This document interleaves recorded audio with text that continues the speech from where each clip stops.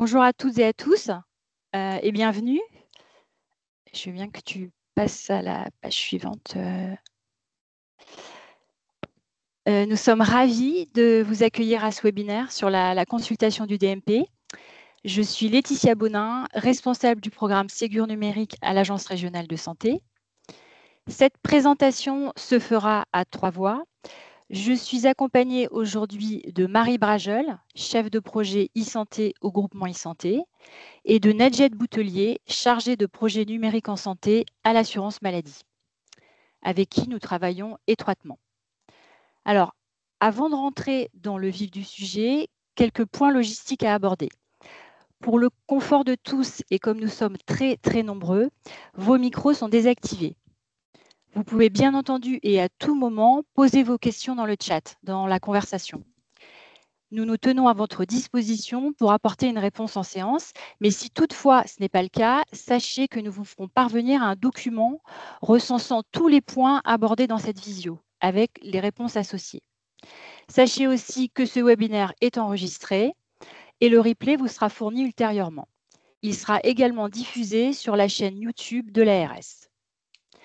Voilà, avant toute chose, je tiens à remercier vivement et au nom de nos 3 institutions, tous nos professionnels de santé impliqués depuis le début du Ségur numérique. Grâce à eux, notre région est très dynamique, et je pèse mes mots. Elle est souvent sur le podium du numérique en santé. Nous remercions également l'Agence du numérique en santé et la délégation du numérique en santé, présente aujourd'hui pour soutenir les Pays de la Loire. Donc Inès, Souane, en fait, sentez-vous libre d'intervenir à tout moment sur le chat. Donc, pour démarrer, il est nécessaire de rappeler que ce qui nous mobilise aujourd'hui, le Ségur numérique, vous le savez, améliore, simplifie, mais aussi sécurise le partage des données de santé. La plupart d'entre vous, vous êtes là depuis le début du Ségur numérique, le début de ce programme emblématique, depuis 4 ans. Pour rappel, dans la première étape, qu'on a appelée la vague 1, on cherchait à faire rentrer dans les pratiques de nos professionnels les échanges de documents de santé concernant leurs patients, que ce soit par le biais des messageries sécurisées de santé ou bien déposés dans les DMP. Tout ça pour atteindre une masse critique de documents. Cette étape 1 portait donc sur l'alimentation des espaces santé. Les professionnels se sont appropriés les fonctionnalités Ségur. Là, pour cette deuxième étape, nous devons garantir et pérenniser nos usages de manière progressive. C'est tout l'objet de la vague 2, avec un accent fort sur la consultation. La facilitation de la consultation de toutes les informations qui concernent les patients et qui, bien sûr, sont mises à disposition dans leurs espaces santé. Elle se fait dans la continuité de la vague 1, de l'étape 1. Et c'est important de se rappeler que l'alimentation a bien fonctionné. Là, nous mettons tous nos efforts sur l'accompagnement à la consultation, avec beaucoup d'enthousiasme. Et aujourd'hui, on veut vous éclairer sur les usages afin que ça devienne ancré. On va tout vous expliquer sur la consultation du DMP.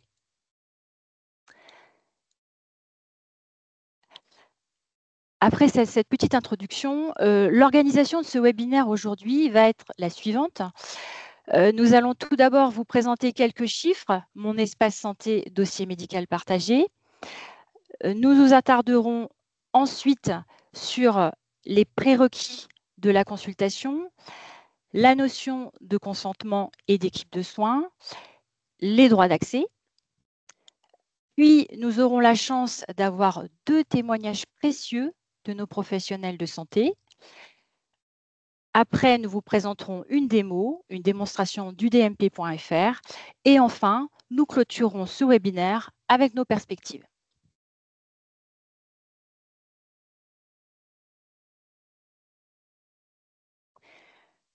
Mon espace santé, le carnet de santé numérique, c'est comme ça qu'on l'appelle, il continue de s'installer dans le quotidien des Français. Aujourd'hui, 3 ans et demi après ses débuts, 97% des citoyens français disposent d'un espace santé. Pour rappel, cet espace a été ouvert entre mai et juillet 2022, selon le département. Plus d'un Français sur 4 s'y est connecté au moins une fois. À l'échelle régionale, nous sommes à 1 Ligérien sur 3.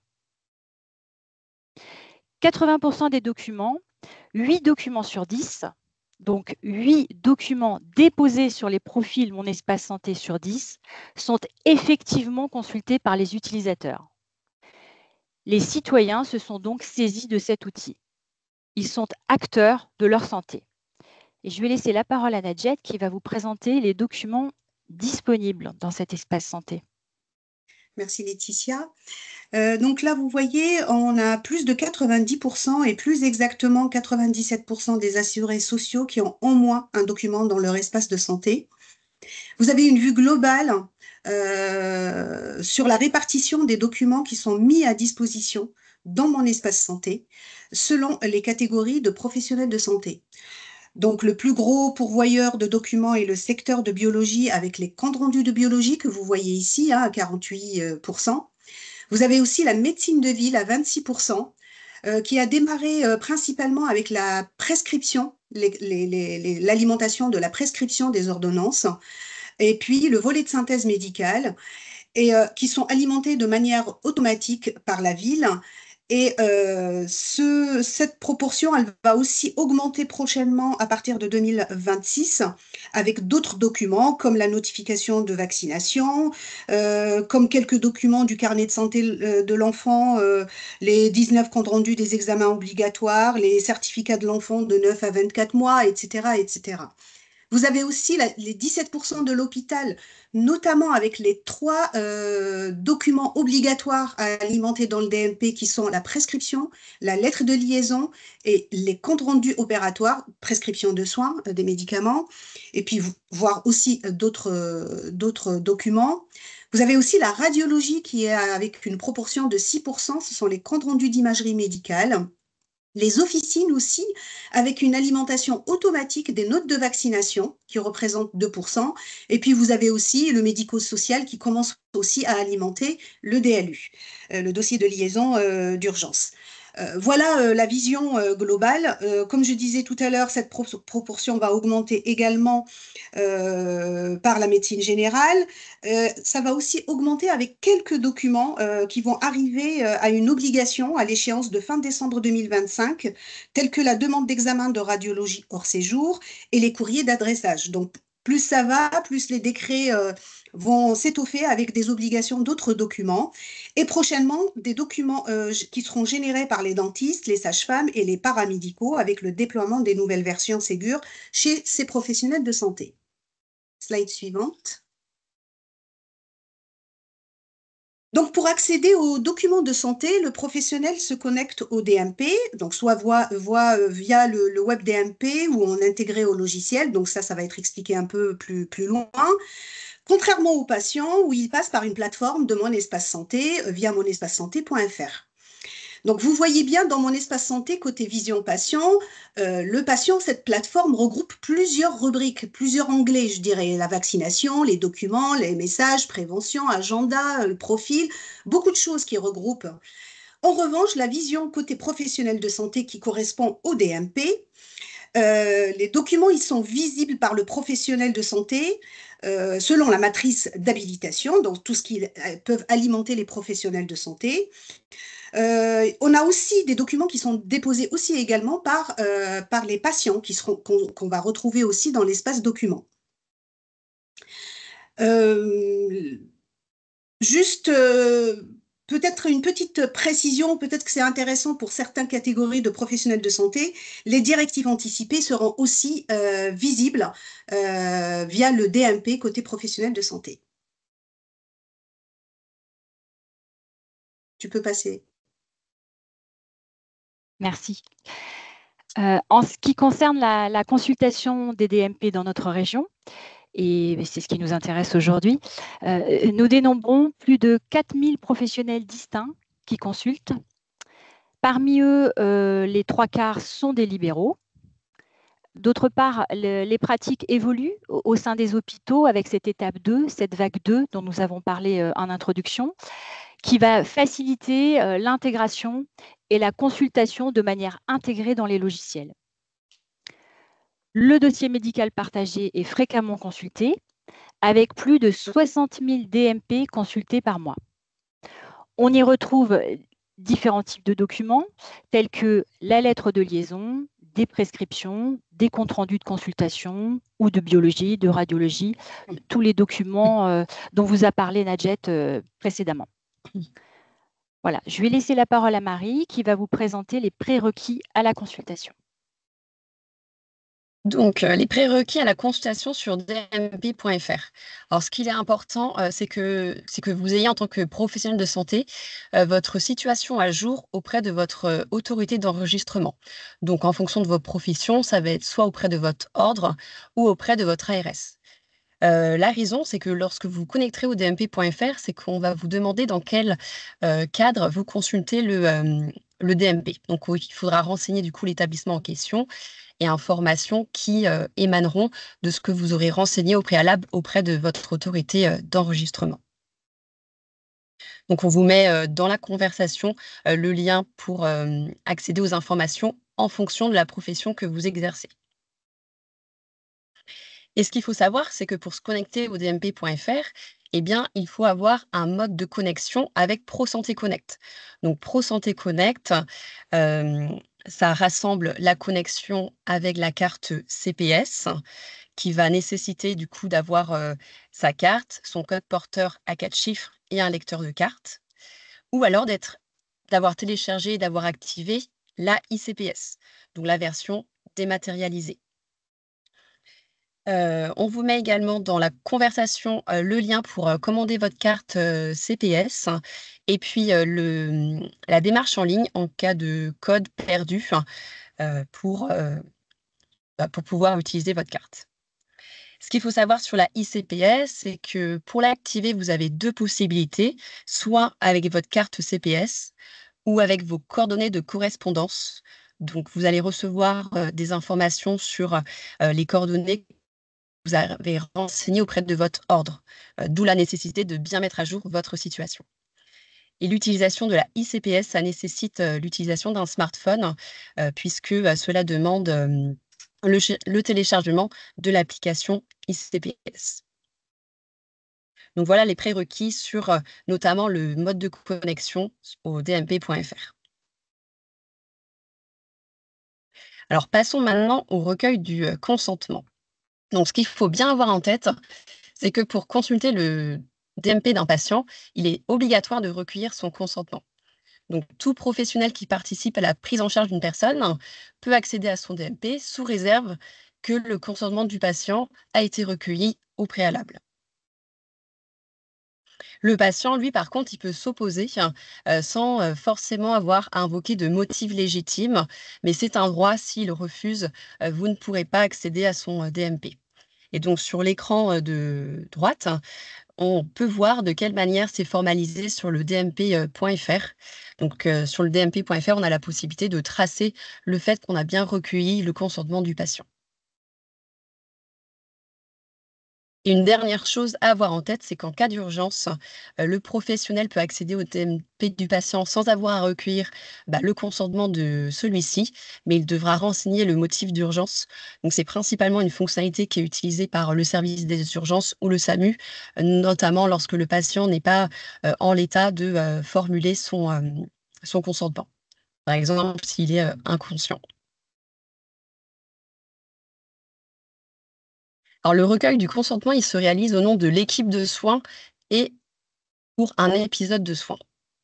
Donc, les textes disent qu'une équipe de soins, c'est un ensemble de professionnels qui vont participer au profit d'un même patient à la réalisation d'un acte de soins et que l'ensemble de l'équipe de soins peut avoir accès au DMP. Qu'un professionnel ne peut accéder au DMP du patient que si ces informations sont strictement nécessaires à la coordination et à la continuité des soins et que le consentement est à recueillir pour un épisode de soins. Donc, comment se traduisent sur le terrain ces éléments réglementaires? Eh bien, la notion d'équipe de soins au sein d'un établissement, elle est souvent définie par un service. et un regroupement de professionnels, par exemple au sein d'un cabinet pour les libéraux ou au sein d'une maison de santé pluriprofessionnelle. Et au niveau de l'épisode de soins, eh bien, c'est souvent, défini par une pathologie. C'est-à-dire que si au sein d'un établissement, un patient, le consentement du patient est recueilli, par exemple, pour une prise en charge pour un problème, cardiaque, si, 2 mois après, il consulte un autre service dans le cadre d'une prise en charge, par exemple, pour un diabète, eh bien le service, devra recueillir du coup, lui aussi, le consentement du patient puisqu'il s'agit d'un nouvel épisode de soins.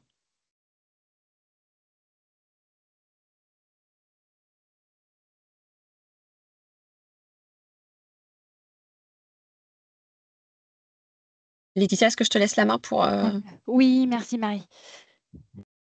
On a dit précédemment que le patient était acteur de sa santé. Eh bien, dès qu'une action est réalisée sur son espace santé, le patient reçoit un mail qui le prévient, par exemple, qu'un nouveau document a été déposé sur son espace santé, ou bien qu'un professionnel de santé a accédé pour la première fois à son dossier médical. C'est ce que vous voyez dans les 2 copies d'écran de mail à gauche. Mais il est aussi prévenu qu'un message lui a été envoyé dans l'espace messagerie de son espace santé. D'autre part, lorsqu'un professionnel de santé consulte un document dans le dossier médical de mon espace santé, son patient peut le voir. Il peut le retrouver dans son historique d'activité. Le patient est donc au cœur de cet espace.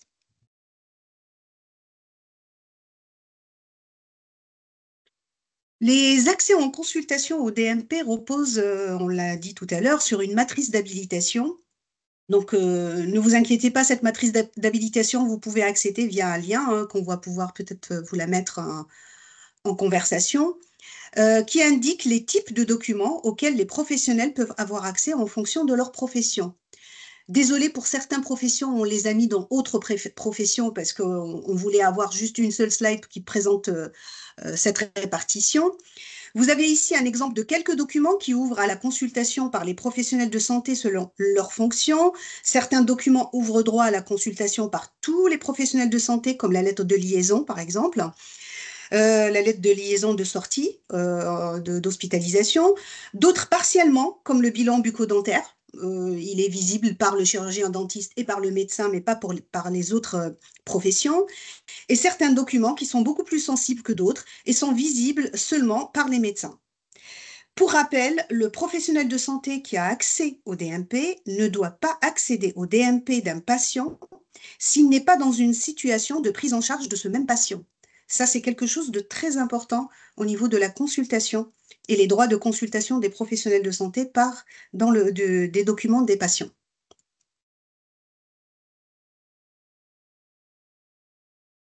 On vous propose maintenant du coup de passer sur la partie témoignage de professionnels. Docteur Perrault a bien voulu du coup participer à ce webinaire et d'ailleurs on vous remercie.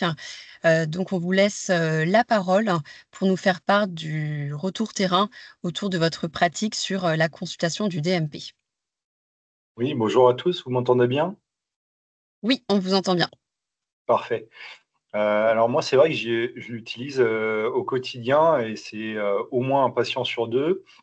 En fait, ça vient dans quelle situation? C'est surtout le moment où je demande le résultat de la dernière prise de sang, l'ordonnance de traitement, le compte-rendu du cardiologue ou parfois même le courrier d'adressage du médecin traitant avec un patient qui l'a oublié, qui ne l'a pas pris, qui ne s'est pas dit ah bah ça va intéresser le pneumologue tel ou tel examen, tel ou tel compte-rendu. Donc c'est vrai que moi, sur mon logiciel métier, j'ai un bouton, je clique dessus. Effectivement, je préviens le patient, je recueille son consentement, donc je lui dis je vais récupérer le document via votre espace santé. Est-ce que vous êtes d'accord pour que j'y accède? Ça vient naturellement dans la conversation. Jamais eu de refus en l'espace d'un an en faisant ce fonctionnement-là. Et donc, j'accède au DMP. Donc, je vois si j'ai les documents. Moi, c'est une liste de documents PDF, et donc trier si c'est des ordonnances, etc. Et donc, je visualise ces documents-là pour les noter dans mon compte-rendu. Donc, le consentement, finalement, se fait au cours de la consultation quand je vais accéder au dossier médical partagé. Ça, c'est dans un premier temps pour récupérer des documents. Et la deuxième partie, c'est quand moi, je finis mon compte-rendu, je le convertis en PDF et je vais le verser sur le dossier médical partagé du patient. Et donc, je lui dis, voilà, votre compte-rendu, je le mets sur votre espace santé. Il sera consultable via Amélie et je l'envoie à votre médecin traitant et aux différents correspondants par mail sécurisé. Donc, j'envoie en fait mon compte-rendu via MS Santé dans les correspondants que j'ai rentrés et également dans le DMP du patient en direct. Donc, ça me prend à peu près 5 secondes à la fin de ma consultation d'envoyer ça pour que ce document il soit consultable par tous et surtout par le patient.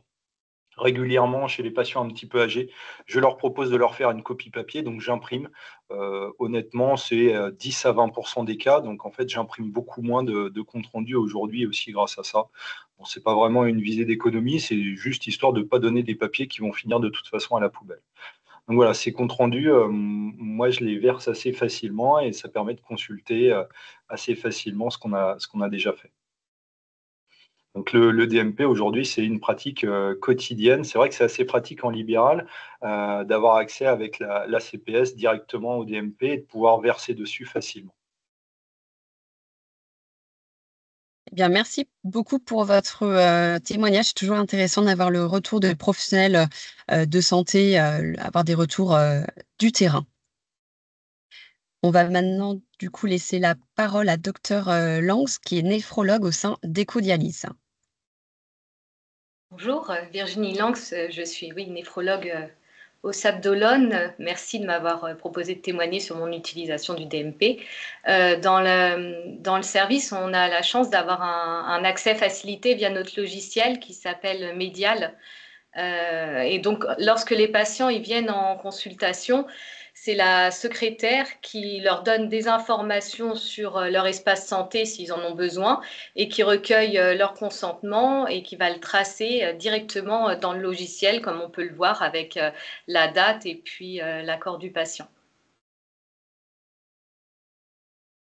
Comme on le voit là sur la gauche, pour nous, c'est très rapide puisqu'il nous suffit de cliquer sur l'onglet consultation du DMP et puis on est d'emblée basculé sur la connexion via la carte CPS ou la ICPS pour accéder au DMP du patient. Et c'est comme ça pour tous les patients. L'accès au DMP, ça nous a fait gagner beaucoup de temps parce que pour les consultations, ça nous permet de les préparer. Quand il s'agit d'une première consultation, on peut compléter le dossier. Par contre, effectivement, vu qu'il faut que l'INS du patient soit qualifié, si on n'a pas au préalable demandé l'accord du patient et complété ces informations, on n'aura pas accès à son DMP. Par contre, pour les patients déjà suivis, vu que l'accord a été tracé par la secrétaire au préalable, nous, on peut prendre connaissance de tous les nouveaux événements médicaux qui se sont passés entre les deux consultations. Et c'est pareil pour les patients dialysés, parce qu'on a des patients parfois qui sont transférés d'un centre de dialyse qui arrivent chez nous. Ils arrivent avec un dossier, mais il arrive qu'on ait besoin d'un peu plus d'informations. Et d'emblée, on peut aller dans le DMP. Il n'y a plus besoin de solliciter les secrétaires pour récupérer les informations et puis surtout on peut le faire à tout moment. Donc finalement tout ce que le DMP nous apporte, on a vraiment très peu de limites parce que jusque-là, il y avait certains comptes rendus qui n'étaient pas disponibles. De plus en plus, je pense que tous les professionnels de santé injectent dedans, donc on arrive quand même à trouver tout ce qu'on cherche. Par contre, je ne sais pas pour la vaccination, mais je trouve qu'on trouve beaucoup tout ce qui est vaccination anti-Covid et anti-grippale. Les autres vaccinations, on a du mal à les retrouver. Et même nous, quand on veut les compléter, le numéro de lot est bloquant. Donc, on peut pas forcément le tracer dans le DMP du patient si ce n'est pas nous qui avons procédé à l'injection. Et puis après, c'est toutes les histoires dans les limites des antériorités avant 2023 que parfois on aimerait bien avoir et logiquement, on ne les a pas. Voilà. Merci beaucoup pour votre témoignage. C'est vrai qu'au niveau de la vaccination, il y a encore des améliorations effectivement à faire et il y a des équipes qui travaillent sur le sujet. Donc ça devrait arriver. Juste pour rajouter, c'est qu'au niveau de la vaccination, au fait, pour l'instant, l'automatisation, elle est que chez les officines, en officine, par les pharmaciens. Les médecins généralistes et les médecins en général, c'est en cours. Ça va venir assez rapidement. Et puis après, ça sera par la suite les autres professionnels de santé, les paramédicaux et les sages-femmes qui vont arriver derrière.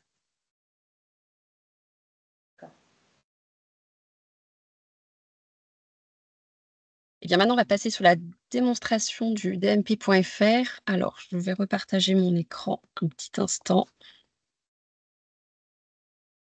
Euh,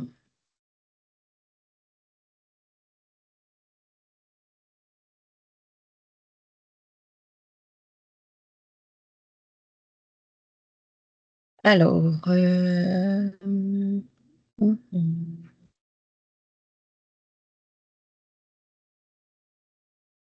est-ce que vous voyez bien? Je vais faire tac. Vous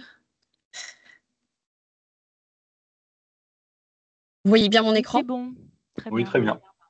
Donc passons du coup sur la démonstration du DMP.fr. D'ailleurs, à distance, on vous invite, si vous souhaitez, à aller aussi du coup sur le DMP.fr si vous disposez d'un mode de connexion avec ProSanté Connect, donc par carte, ou ICPS. Donc pour se rendre sur le DMP, eh bien c'est le site dmp.fr qu'on va vous partager dans le chat. Et une fois sur ce site, il faut aller donc tout en haut à gauche sur la rubrique professionnelle, puis accéder au DMP et enfin avec le mode de connexion ProSanté Connect. Donc là, on vous proposera donc soit de vous connecter en ICPS, qu'on voit juste à gauche, ou alors donc avec votre carte CPS. Il faudra donc saisir votre code porteur à 4 chiffres. Une fois sur le dmp.fr, lorsque vous connecterez pour la première fois, on va vous demander dans quel cadre, quelle situation d'exercice vous souhaitez accéder au DMP. Donc, si votre situation est à jour auprès de votre ordre, vous retrouvez la structure dans laquelle vous exercez, là où la structure dans laquelle vous exercez. Donc, moi, je vais choisir établissement public de santé et vous devez également indiquer votre cadre d'exercice. Donc, je vais renseigner établissement de santé. Donc, ensuite, vous pouvez cliquer sur valider. Là, on arrive sur du coup le dmp.fr, sur la page où je vais pouvoir rechercher le dossier de mon patient.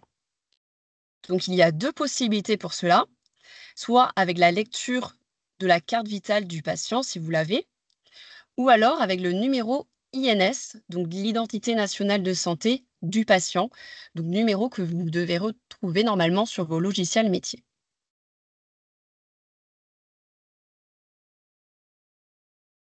Donc, une fois le numéro INS renseigné, vous cliquez sur Rechercher et vous arrivez sur cette page qui vous permet de vous assurer qu'il s'agit du DMP du patient pour lequel vous souhaitez consulter le DMP.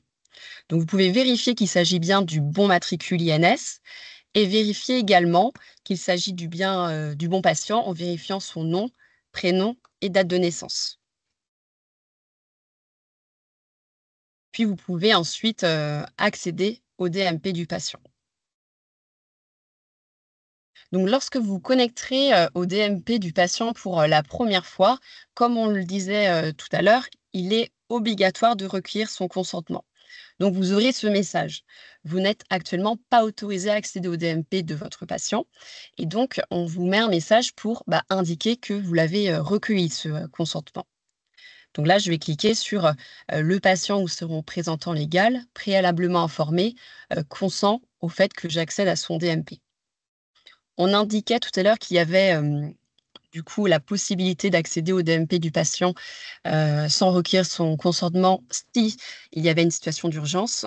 Du coup, c'est la deuxième fonctionnalité, j'accède en urgence au DMP du patient. Et là, vous aurez ensuite la possibilité de renseigner le motif pour lequel vous avez dû accéder en mode urgence au DMP de ce patient.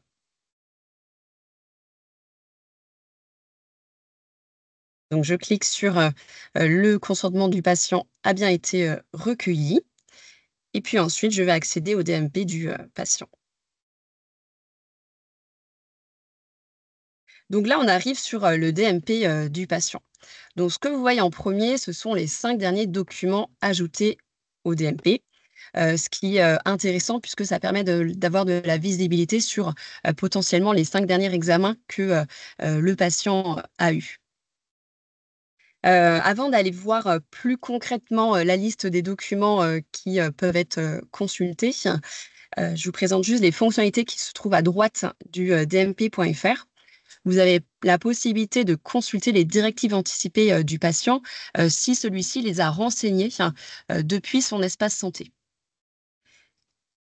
Il y a aussi la possibilité pour le patient de signaler qu'il a bien été informé des dispositions réglementaires relatives aux dons d'organes et de tissus.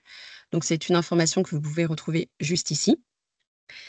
Enfin, sur la 3e rubrique, ça va être davantage des données administratives, mais vous pouvez retrouver du coup les coordonnées du patient et également les personnes à prévenir en cas d'urgence, si ce sont des informations que le patient a renseignées depuis son espace santé.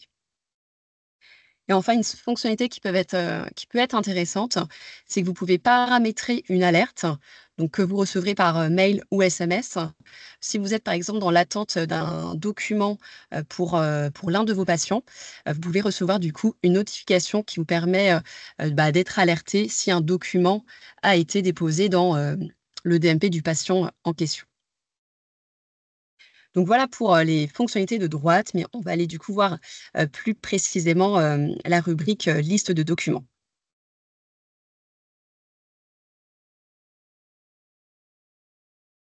Donc ici, j'accède à la liste des documents.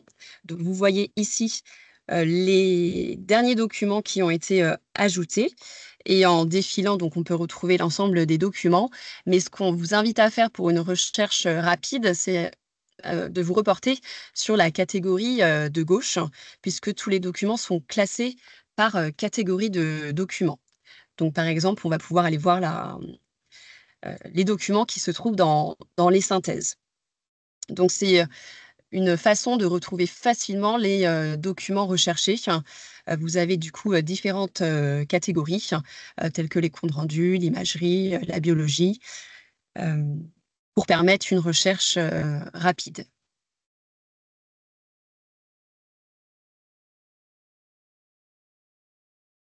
Alors, vous voyez également qu'il y a des documents non visibles par le patient.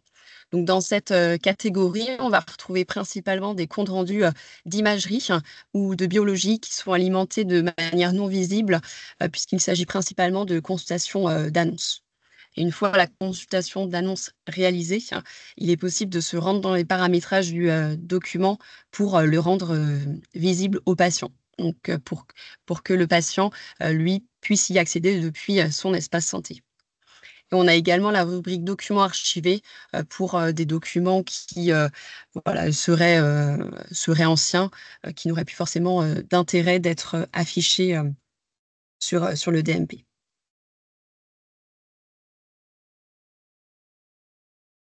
Vous avez également la possibilité de consulter les documents par date, notamment par année. Donc là, vous voyez, vous avez la visibilité et par type de document, mais également par année. Donc là, par exemple, je vais m'intéresser moi aux comptes rendus qui ont été réalisés en 2025. Donc je vois qu'il y a eu 3 comptes rendus réalisés cette année.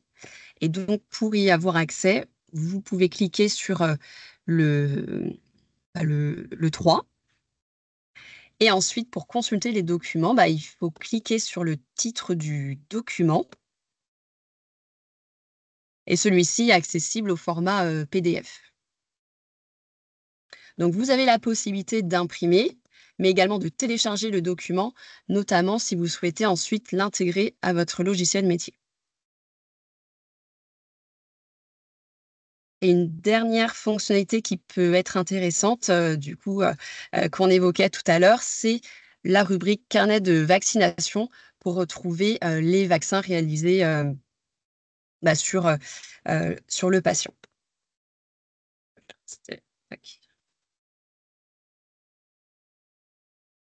Donc voilà pour la démo du dmp.fr. Donc j'espère que ça a été clair. Et je vais repartager de nouveau. Vous le voyez correctement? La rubrique les perspectives? Oui, c'est bon. Oui, tout à fait. C'est bon? Tac.